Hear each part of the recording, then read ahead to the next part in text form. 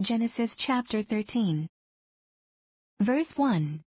Then Abram went up from Egypt, he and his wife and all that he had, and Lot with him, to the south. Verse 2.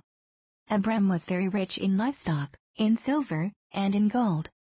Verse 3. And he went on his journey from the south as far as Bethel, to the place where his tent had been at the beginning, between Bethel and Ai. Verse 4.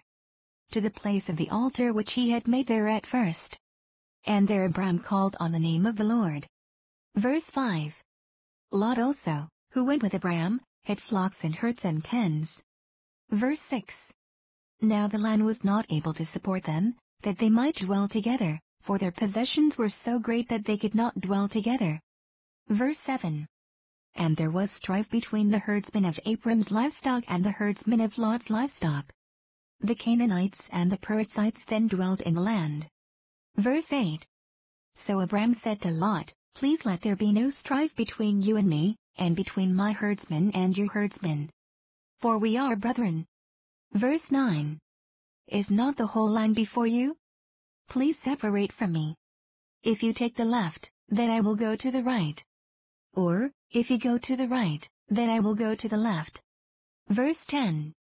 And Lot lifted his eyes and saw all the plain of Jordan, that it was well watered everywhere, before the Lord destroyed Sodom and Gomorrah, like the garden of the Lord, like the land of Egypt as you go toward Zoar.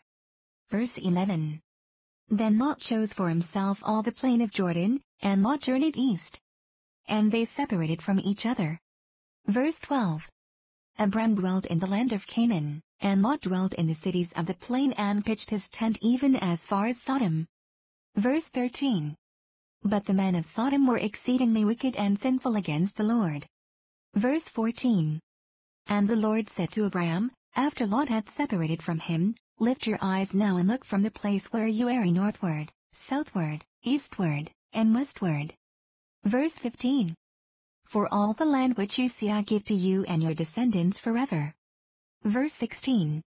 And I will make your descendants as the dust of the earth. So that if a man could number the dust of the earth, then your descendants also could be numbered. Verse 17.